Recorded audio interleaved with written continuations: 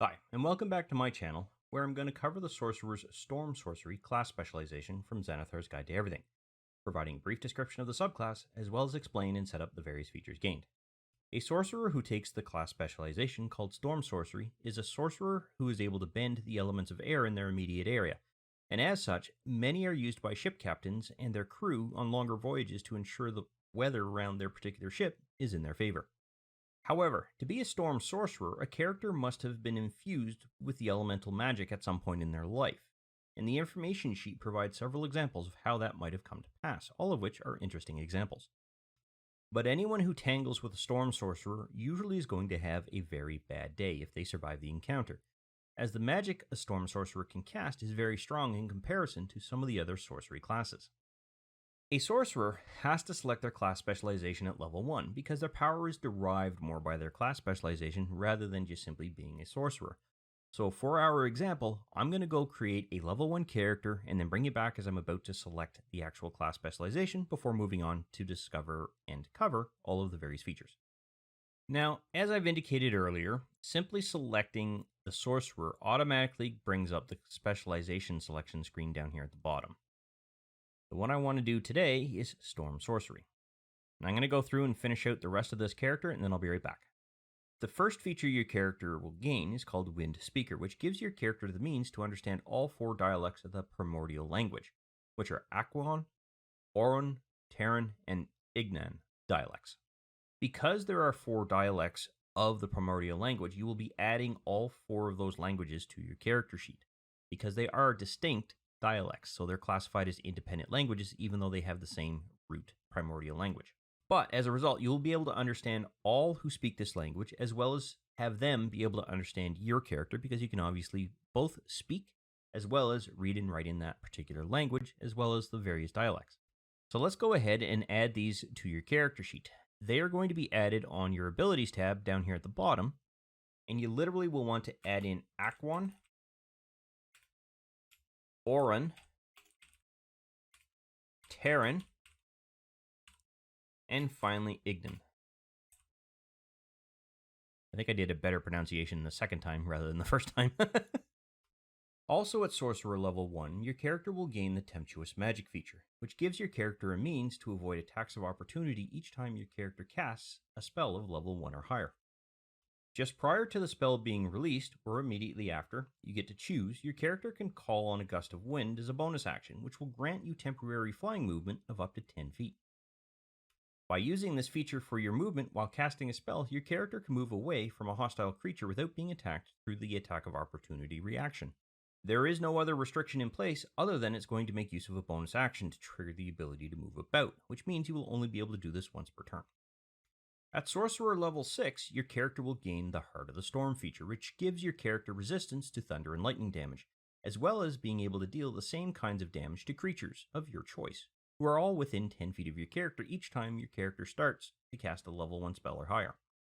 This is because as your character casts a spell, the magic begins to erupt and spin about your character in a very stormy fashion, in a way that is both uncontrollable and erratic in appearance, but in truth, your character has just enough control over it to direct it towards creatures that might be closing in on your character's location.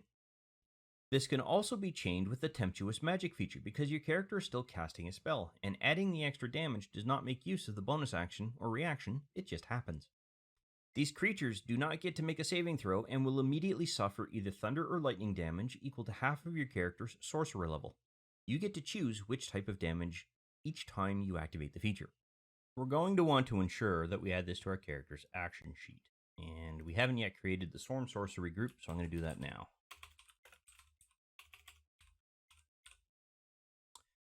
With that, I'm going to create one new effect as well as 2 damage effects. The first thing I'm going to cover is the effect itself.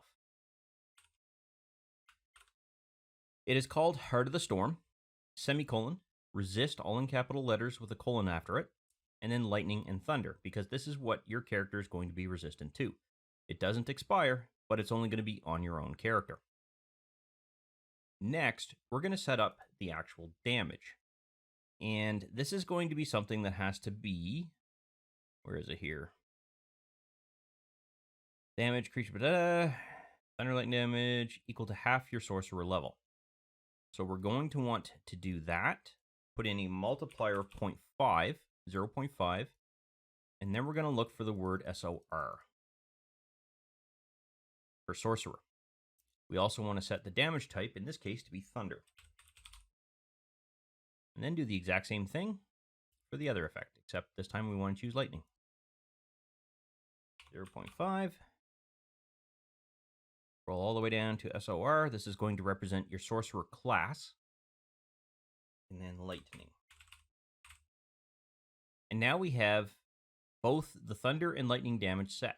So if we drop that into there, it's not going to do any damage. But if we drop this onto a particular target, for example, it's going to do 2 points of damage because our character is currently only level 6. Actually, I just realized that I hadn't leveled this character up. So the reason why we got 0 damage there, which is right here, is because I was still using a level 1 character here. Oops. So don't forget to do that. But you can see here now that it's going to do 3 thunder because our character level is 6. Half of 6 is 3. In addition, when it comes to the resistances, the minute you gain this feature, you can apply this effect to your character because it doesn't go away. It's a permanent resistance. So it can always be there. I wish that Fantasy Grounds had the means to set up effects that would automatically get applied to your character each time that you got added to the combat tracker. Because if your character gets removed from the combat tracker, let's say you skipped a couple of sessions because you had real life things that you had to deal with, and then you came back, you weren't part of the combat tracker anymore, you have to go back and manually add that.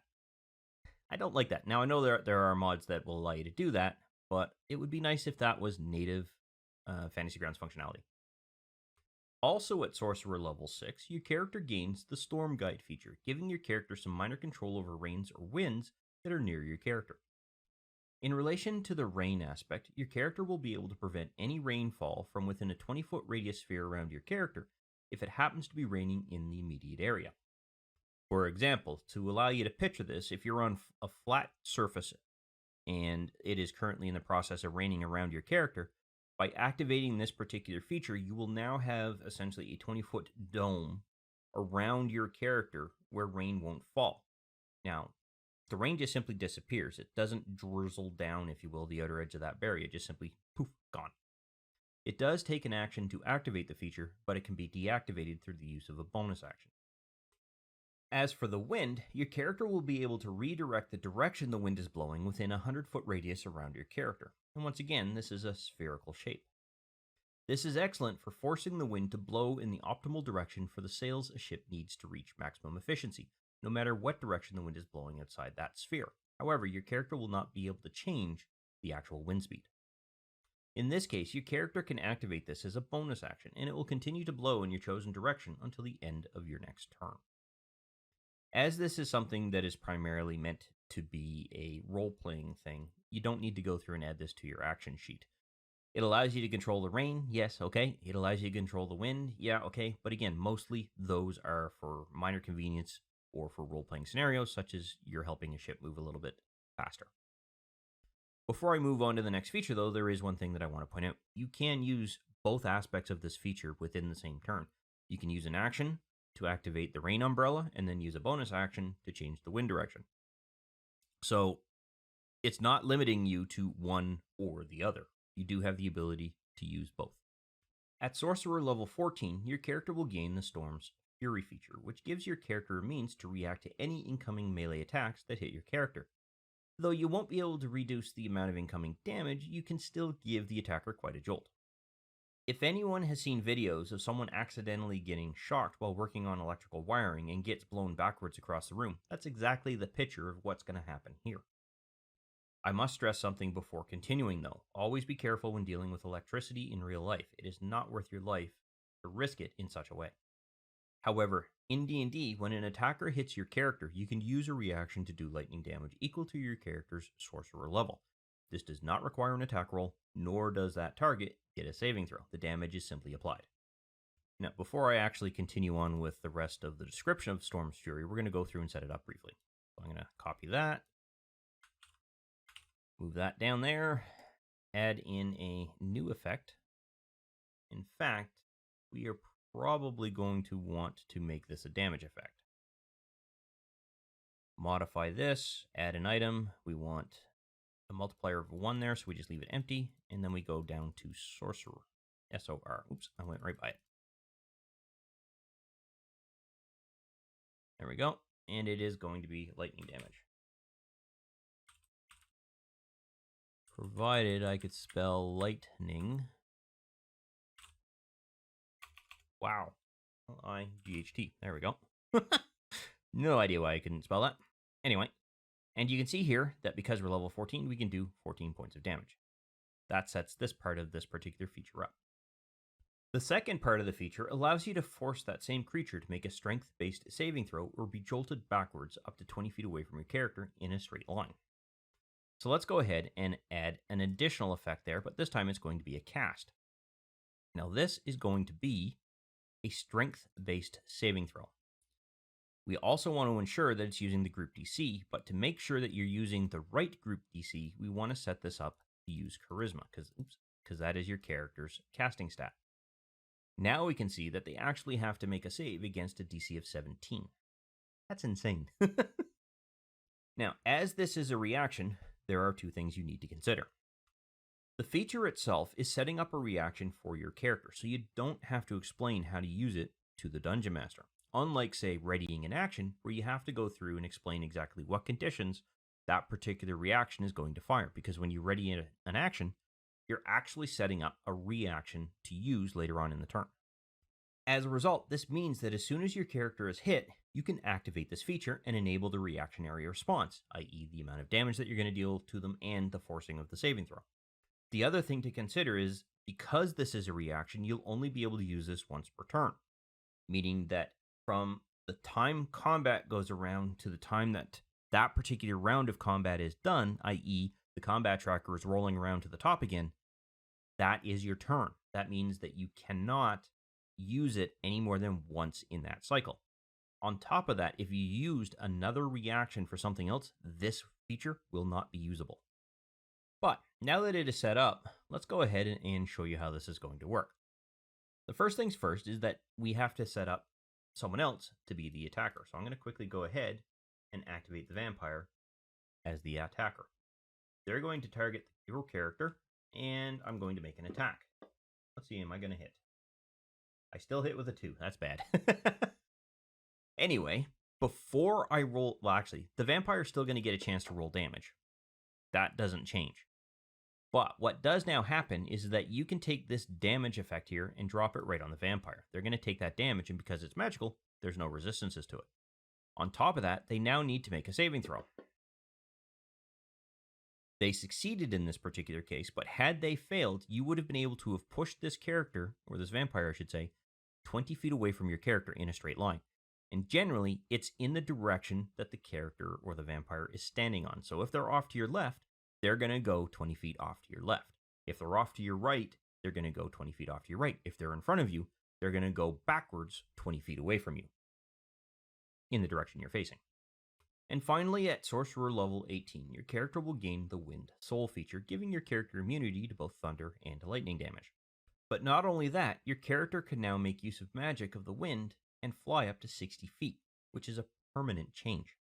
This means your character can walk their usual 30 or 35 feet of their movement during a turn, or they can start from where they originally started when they made their 30 or 35 foot move and choose to fly and fly 60 feet instead. And your character will not need to worry about falling if they are ending their turn in the air. It's a permanent feature. This means you can automatically hover.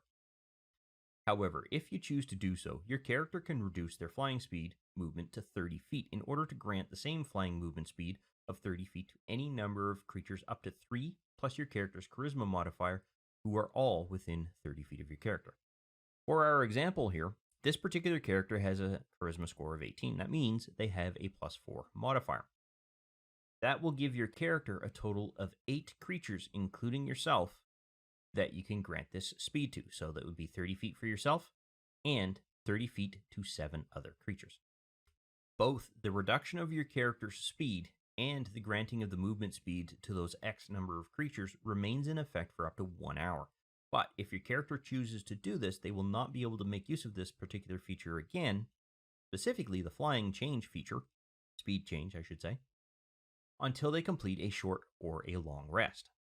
So for example, let's say our character decided to reduce their flying movement speed from 60 feet to 30 feet and granted 2 other creatures the same flying movement speed of 30 feet. After 1 hour, once that particular feature has burnt out, or if your characters have chosen to land earlier than you might have otherwise expected, your character will now need to complete a short or long rest in order to regain the ability to do that again. So you can't just simply give everybody the ability to fly and then continue going. You have to stop after an hour, come to the ground, rest for whatever short rest will be. Usually it's 2 or 3 hours, sometimes an hour, things like that, depends on the DM. And then you go on again. You can use that feature again. And just for clarity, the D&D rules state it's at least 1 hour. So some DMs allow you to actually get away with a short rest that totals 1 hour, but some DMs will actually kind of encourage that to be a 2 or 3 hour rest. So let's go ahead and set up the immunity part of this, because there really isn't much we can do about the movement part of this. So for now, where'd that go? That went up there. I'm going to copy this, drop that into there, and I've already got the feature set up in my notes here, so I'm going to quickly just add this to Wind Soul. Create a new effect, and it's simply Wind Soul, semicolon, immune, all in capital letters, colon, and then lightning and thunder. And it's going to be on yourself, and once again, it doesn't have an ending duration. It sticks there, it's permanent. So it essentially replaces the Heart of Storm resistances that you had earlier. As for the movement speed change, there really isn't anything that we can do. You could potentially put in special move of flying movement speed here, or set it up here in some way, shape, or form, but there isn't anything here that allows you to differentiate between flying speed or not. So in this particular case, it's most likely going to be a role-playing concept when you're actually changing that particular speed to fly for that particular duration, so you don't need to worry about having some form of thing that tracks it. However, we still need to set up the actual number of uses, because your character can only use this once before they will need to go through a short or long rest in order to regain those uses. So we want to change that to a 1 and set that to rest. And that sets it up. And that completes all of the changes that we need to make for this particular character. And as you can see, a Sorcerer is normally quite a powerful character to play, just like most classes that are out there, but this subclass really enhances the actual amount of damage your character can do, as well as provides a nice selection of highly useful capabilities that could be used for any number of situations. However, as I've stated before, I've only seen a handful of players make use of one Sorcerer subclass or another, so I can't really judge how well this one might work in areas that might have tight constraints for space, such as the Underdark, for example. However, this does bring us to the end of this video. I hope you found it useful and informative, and I look forward to seeing you in the next one. I wish to thank you for taking the time to watch this particular video. I hope you found it informative and useful to familiarizing yourself with Fantasy Grounds in general, and that you had fun in the process. If you found the video useful and you liked the content of the particular video, go ahead and click that like button to let me know. And if you have any questions specific to the topic covered by this particular video, or just have some comments in general, please feel free to post something in the comments section, and I will do my best to respond to any questions that are asked. Additionally, I do release content quite regularly, and it's generally specific to Fantasy Grounds or 5th edition Dungeons & Dragons at this time. So if you'd like to be notified when new videos come out, go ahead and subscribe and click the notification bell to ensure that notification is sent to you when I release a new video.